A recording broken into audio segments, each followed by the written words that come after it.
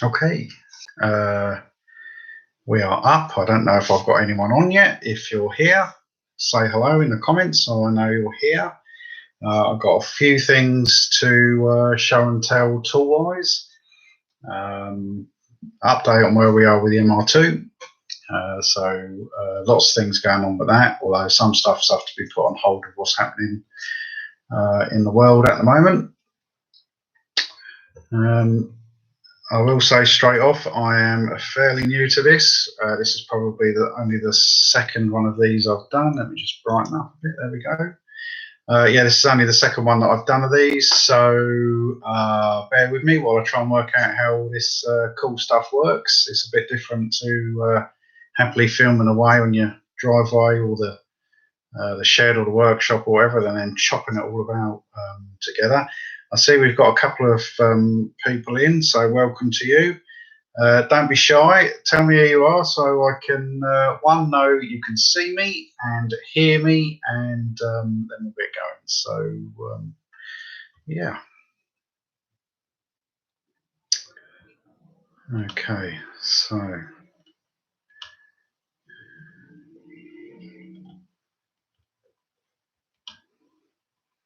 We'll just wait to see if we get a few more people come on.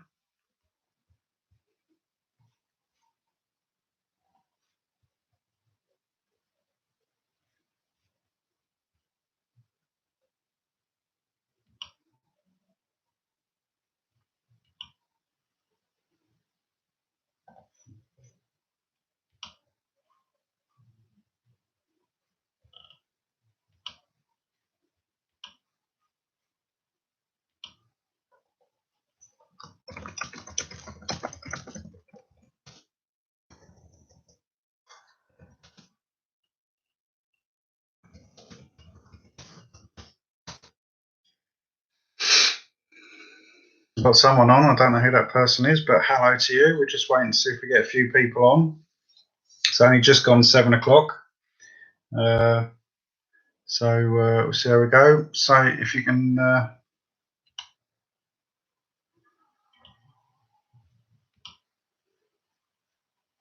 see how we go.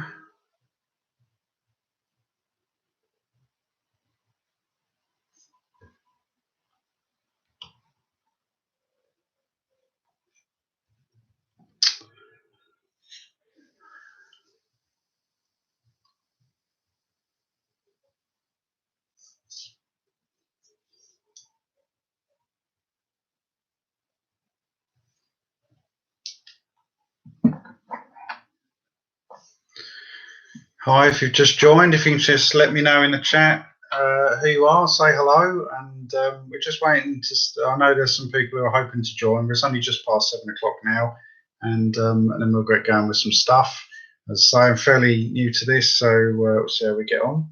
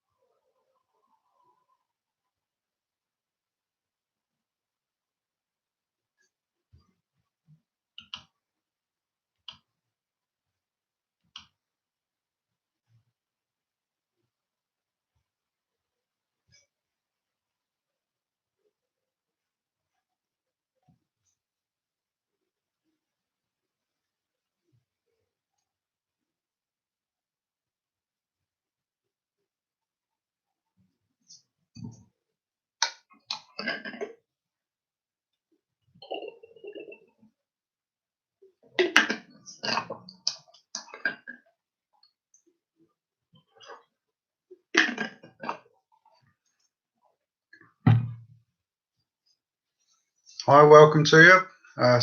Say hello in the comments for me so I know who's joining, and if you've got any questions, stick some questions in the comments as well, and I'll go through the comments. As I say, fairly new to this, so we'll see how we get on.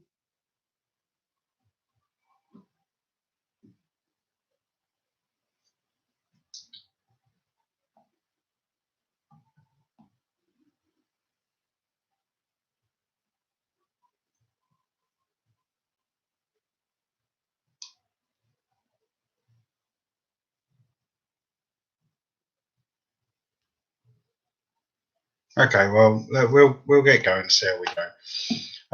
So for those of you who are joining, I hope you're keeping healthy and well. Obviously, it's a terrible time that the world is experiencing this, at this moment in time globally. Certainly in the UK, things are starting to ramp up at the moment because of coronavirus. Pubs, clubs, restaurants, cinemas, theatres, leisure centres, gyms, all those kind of things were told to close after last night. So a lot of those places will have closed now. I'm having to work from home, which it's working out fine. Modern technology nowadays, it's not really too much of an issue. My wife and I are being fairly careful because my son's a nurse. So if either me or and he still lives with us, lives at home. So if hello Keith, nice to see you. Yeah, so if my wife and I contract that in the UK, the household anyone else in the household has to self-isolate for 14 days. And the local area can't afford to be losing nurses like my son out of the mix. So we're pretty much staying at home, doing our thing, listening to the guidance and all that kind of stuff. So I hope you all are keeping healthy and going about your lives as best you can in the circumstances. So what have I got to talk about today? So whatever you want to talk about, stick it in the comments and we'll go through some stuff. I've got some toys to show you. Sorry, I mean tools, not toys, obviously. Well, whatever. There's some bits here for a project on the MR2 that I'm going to be talking about. Yeah, so we'll see how we get on and go from there. So tools wise, haven't bought an awful lot of tools over the last few months because by and large I think I've got everything that I need.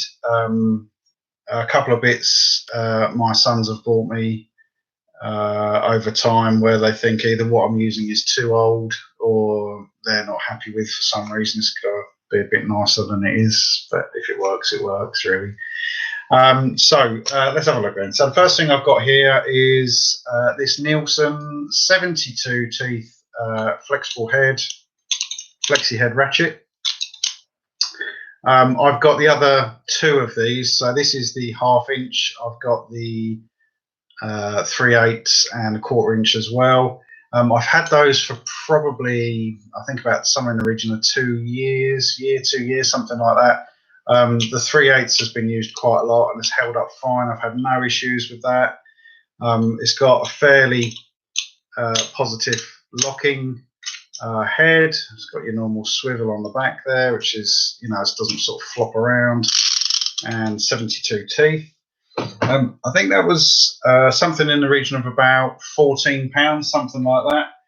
If you're looking to get one yourself, the code is CT0812. That's the product there. That's the the display thing. They hang it off. And I think, to be honest, with this now, I probably need to calm it down a bit with the ratchets. And in that respect, I've got sort of normal fix, long reach, flex head. The 3/8 flex head really did come in handy for doing some of the Jeep hub work. I've got a Jeep Cherokee, an old Jeep, and had to replace some hubs on that, and that went fine. And the flexible head was pretty useful. If I'd have had a standard ratchet, I'd have had a bit of issue with that. So next up, tool wise, I've got these Stubby. Oh, that's it. Smash the laptop up. No, do a brilliant job with it. Oh my God, I can't believe it. So yeah, Stubby 3/8 now. I don't know how many times I've gone to get a bolt or a nut out in tight space, and the sockets that you have are just too deep to go in. So these are also impact. So You can stick them on your impact gun, give them a bit of abuse. What I also like with these is they are hex on the back as well. So if it's the case that you, like me, I've got some ratchet spanners, or you can just get obviously a standard spanner on there. Yeah, so there's a hex on the back of there, so you can just get your spanner on, so that makes it even more shallow because you haven't then got to worry about the ratchet head spacing out on the top of there as well. So that makes it even thinner. It comes on this this plastic rail with these retaining clips, which actually are quite nice. I don't know if you can. Yeah, they're ball bearing. I don't normally like these as a rule. If you've seen on my tool tour, I've got sort of stands, but I'm going to keep these on this because whilst the stands look pretty in the tool chest and keep everything in a nice tidy order, they're a bit of a pain just to grab something and then go out to the driveway or wherever your job or project is. They range from 6mm to 19 without missing any. I think these were somewhere in the region of £20, so really good value. I've heard some people say, "Oh, US Pro or Bergen, they're the same thing." Bergen rebranded, I think, about a year ago to US Pro. So whether it's Bergen or US Pro, it's the same thing. And I've always found this stuff. I'm not a professional mechanic. I don't work in a garage, as I say. I'm a dad. I do new projects on the driveway, things like that. These tools hold up really well. I've got no complaints about these at all. And for the price you pay for them, I mean, okay, so if you broke a couple for that sort of price, you could go out and get another set, really. It's not really going to make an awful lot of difference, to be honest. But I haven't broken one of these, of all of the US Pro or Bergen sockets that I've got.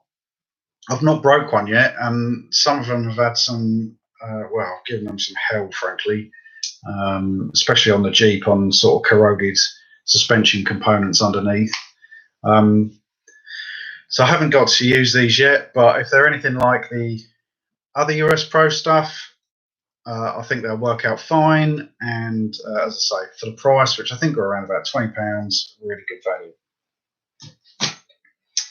Okay, next up, my son felt that my ye olde torque wrench was not cutting the mustard. Now, the only complaint I would have about my old torque wrench is that, it is quite old. It's still in very good calibration, but it hasn't got a lot of teeth in the ratchet head. This one has got 72.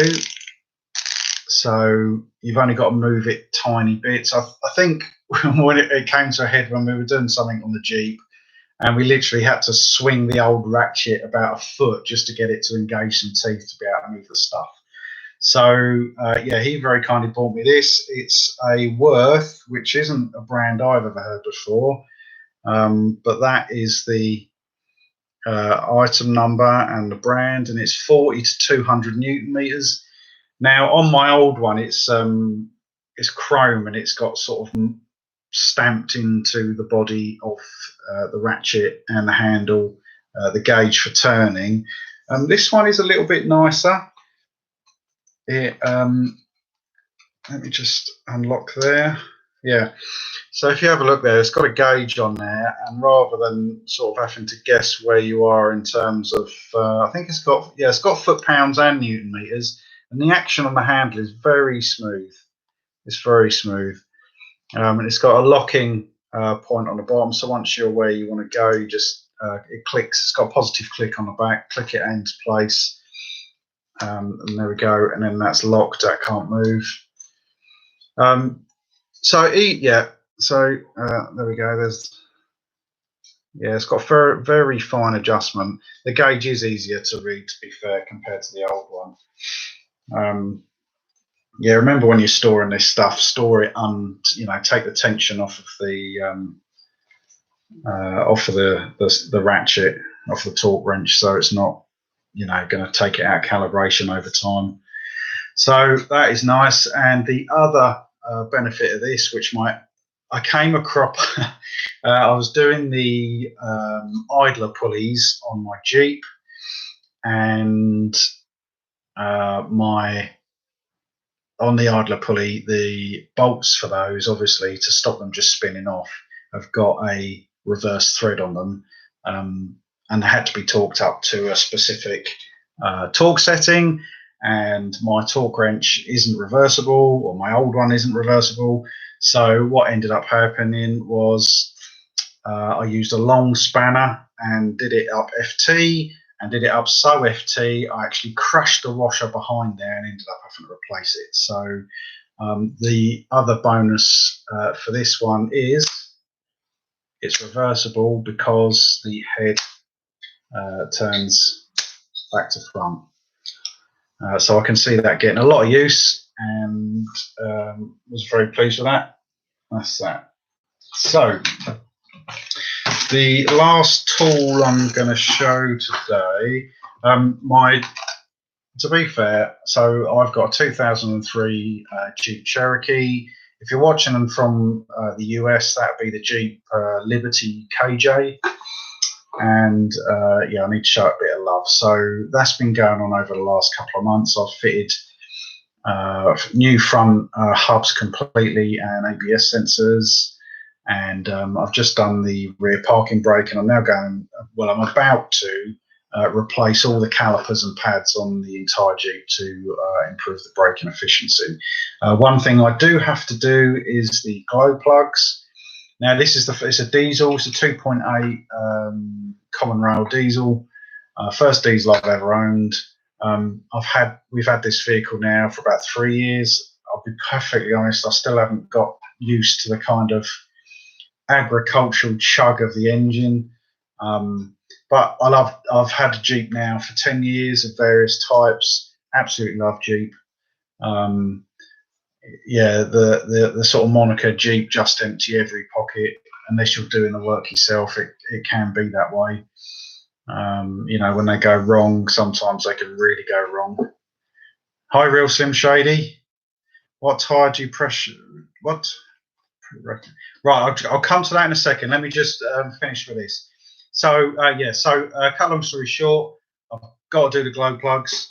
So the last tool set I've got to show you here is glow plug removal set, because it seems whenever you speak to anyone about glow plugs and removing them, you know, they say obviously stick some plus gas down those holes, let them soak for a bit, warm the engine up, all this kind of stuff. I've never changed glow plugs, changed thousands of spark plugs. As I say, this is the first diesel engine I've had, and it's the first time I'm doing this.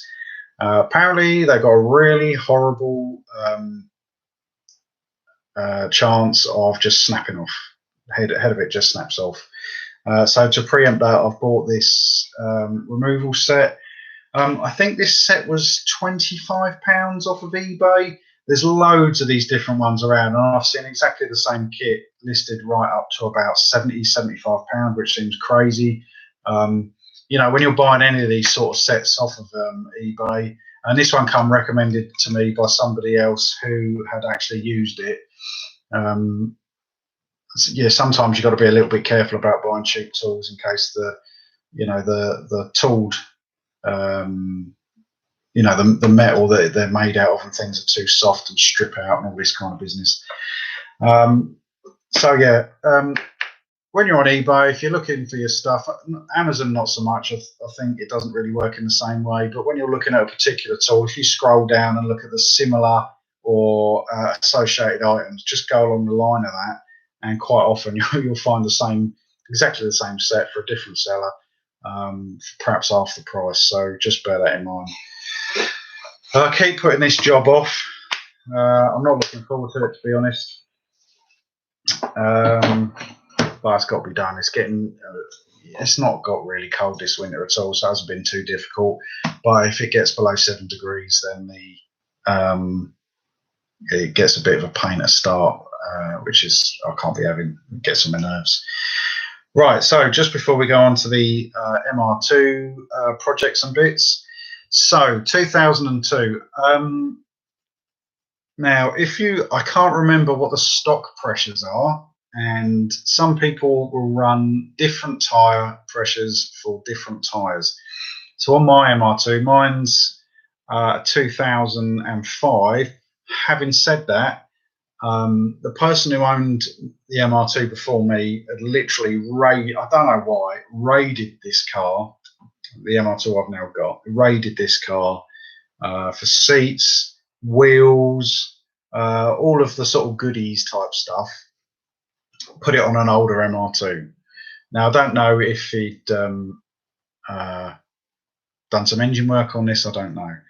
So generally speaking, Leo WL, welcome. So yes, Leo WL is spot on. If you look in the manual, it says 26 front, 32 rear. Now, yeah, so mine has got the 15-inch wheels front and rear. Obviously, the rears are wider than the front. I'm running Toyo, I think they're T1Rs, the original ones with the the sort of V pattern on both sides of the tyre. They've changed them recently. I think they call them TR1s now. I run my fronts 28. It just feels better to me. I mean, I don't do crazy miles in mine. Mine is essentially a weekend. Well, it's a toy. Essentially, it's my project. But the stock pressure is 26 front, 32 rear. Will do perfectly admirable. But as I say, I run my fronts with those Toyo tyres at 28 psi. Reason being, I just think they feel a bit firmer. That's just what I like to do. So, MR2 projects. I've got I think it's fair to say this is probably the slowest project car build in the world. I've had this car now, I think it was November, December 2015. I bought this car, and I'm not in a massive rush to get it done. I'm just enjoying each bit as I put on there so I can understand how it changes the car, and if it's beneficial or not, that kind of thing. But there's projects that I keep talking about that I'm definitely getting done this year. The reason being is I want to be able to track the car. I'm looking to track the car this year. So you may have seen an old video. I say old, it's the last video I put up where I put the rear white line roll bar, anti-roll bar or sway bar, depending on which side of the Atlantic you're on. Still got the fronts to go on. Still got the poly bushes to go on, and I've got front standard drop links to go with the front roll bar as well. The Tyne springs, so I've got Tyne, I think they're S-Tech springs, still sitting in the shed to go on.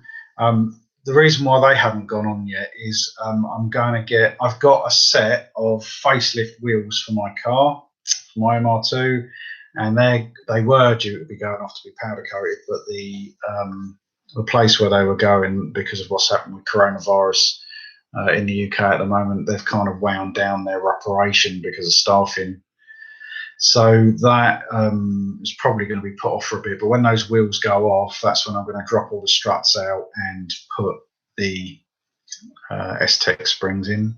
I've got a little list here of things I've got going on. Yeah, I've got some rust prevention to do this year as well. So not an awful lot, but obviously if you leave it, cars in the UK will suffer with this. So it's just a case of I've got to get under there, get a bit of, clean it up, a bit of K-rust, and then, to be honest, I'll probably use something like a bit of silver hammerite, something like that, just to keep it protected. I live on the coast as well, so it doesn't really help. But yeah, there we go. What else? Chain tensioner seal. Got to do the chain tensioner seal again. I did this 2-3 years ago, I think. I did the video for it. It's going to be exactly the same process. I bought the stock one from Toyota. and that started leaking again. So I've bought the what everyone seems to be the slightly improved Viton rubber sort of seal, and we'll see how we get on from there. I might actually buy a new chain tensioner just wholesale, but use the Viton ring just to you know, because that seems to be an upgrade everyone recommends. So we'll see how we go with that. You may, if you follow me on Instagram, I'm starting to use community more on YouTube to post stuff so subscribers can see, because I appreciate not everybody uses Instagram. So you'll have seen I've got the oil pan to replace. I'm starting to get a little bit of corrosion on the oil pan, so I'm just going to swap that straight out. And yeah, and there's an oil sandwich plate to go on, because I've got Grady oil pressure, oil temperature, and then you know, I'm not planning on turboing it or anything, so I've got a vacuum and a volt gauge. I'll probably put the volt gauge on because I do like to know what the alternator's doing. I have had cars previously where the alternator dies, and if you haven't, you know, I've had one where it died, and obviously then the battery light just comes on, and that's fine. But on an older vehicle, I had the battery light come on, but I had a volt gauge in this vehicle and it went up to about 17 volts, so I had to sort of poodle home at about 20 miles an hour or something crazy, so I didn't boil the battery on the way home. So yeah, so those I've got Grady gauges to go in, I've got oil sandwich plates to go in. So you might see that on the back of my MR2 for the engine lid, I've got a well, set of these essentially, set of I think these are Autobahn 88. This is for the front hood if you're in the US, or bonnet if you're in the UK. And I think for what they are, the kit's quite expensive, to be honest. You get a bracket each end, and obviously the struts themselves. I think the struts are just fairly standard. They're just sized to the correct length, and then you know, I think this was like £65 or something, which is absolutely crazy. Because essentially you're paying £65. You know, these things here you can buy everywhere for, like, if you can get the right length, it's like £10 a side. So then you're paying like £40 for, like, it's like £10 for one of these little brackets each. It's absolutely crazy. So yeah, so they've got to go on. What else have we got going on? Security. So a while ago, a neighbour of mine had 3 cars stolen off their driveway. They stole the family car. No, it's 2 cars, sorry. It was someone else down the road who had their car stolen. Apparently, same gang. My son, within that night, also had his Honda Integra Type R. Someone had written something in the corner on the windscreen, and he phoned the police, and they told him to get it out of the town because it had been earmarked for being stolen. So it got me to thinking about security. So that's one of the reasons why I changed the steering wheel over to a snap-off and removable steering wheel. But the other thing I've been looking at is GPS trackers. Now, I don't want to spend a horrific fortune on this, but it would be nice to have something. Now, there's some of these sort of cheap Chinese type affairs, and I was looking at putting something like that together. But then I came across this device. It's by a company called Rewire Security. So if you put Rewire Security into Google, you'll be able to find that product. Let's just open this box up. It's a very small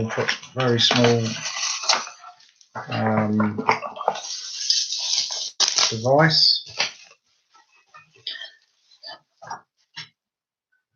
So that's the size of the thing, and I'm putting in, to be able to power gauges and everything else, I'm putting in a sort of secondary fused system, and I shall put this somewhere in the appropriate place in the car to be able to track the MR2 should it get stolen. What I like about this is you've got live tracking of the vehicle at all times. You haven't got to do this stuff where you send text messages and the system texts you back with like grid coordinates, and then by the time you check that on Google, the car's 20 miles further down the road, or it's been stuck in a container already, that kind of stuff. This gives you all kinds of really good tracking data live. So if you're thinking, and it's pay-as-you-go sort of thing. So if you don't, I think I worked it out. It would cost me something. In reality, it cost me something like £75 a year. I mean, for GPS tracking when you need it, that is so cheap. So yeah, so I've got to put that in. Talking about security, it might do me better to actually fit this thing rather than sit here talking about it, because I've had it a little while. So yeah, so it's rewire security. There you go. And when you buy that, you get a an online account which you then can go into whenever you want. There's a lot of companies using this now who don't want to sort of be paying £50 a month per vehicle. But I don't see any of the sort of modified car community using anything like this. So one to think about, perhaps. So that's that one. And then, so I've put the steering wheel in the car and very happy with it, but I do like a good toy, you know, I could like a gadget, that kind of thing. So a little while ago, I think it was for Christmas, my son bought me this. It's this little device here, and that is a sequential shift light. If you go on eBay, I think they're like £45. There's a little control box. It's only got 3 wires. It's got you know, live ground and a feed off of the tachometer to be able to feed your RPM data into this unit. And it's really programmable. You can change your brightness, you know, what stage the it's got 3 different color lights, which sort of like they come in is green, amber, red, and then the thing flashes when you're at the limit. So my plan is this. I'm going to make a button plate for my steering wheel, mainly for track days, but also because why not? Yeah, why not? So I've managed to track down some things, because I was looking at these things, and some of the things you buy or you would need to put this stuff together is incredibly expensive. I mean, so I'll give you an example. So these are I bought these buttons to go on the button plate. I've started drawing it out, so I'm not sure if you can see that very well. Maybe, yeah. So that's the sort of shape, obviously, of the steering wheel, and that's the center point. So I'm going to have that's the size of the shift light. I'm going to have the shift light mounted at the top of the button plate. I'm going to have 2 buttons here, 2 buttons here, and then a button either side there, probably horn or indicators, something like that. I've got perspex, well, probably is perspex, acrylic. Got a black acrylic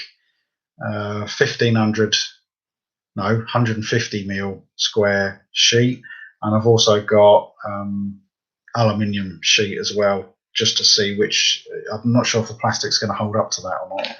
So yeah, so I bought 2 types of button, and I got these some while ago from good old AliExpress. I wasn't really sure what sort of button I fancied, so the first one I bought is this.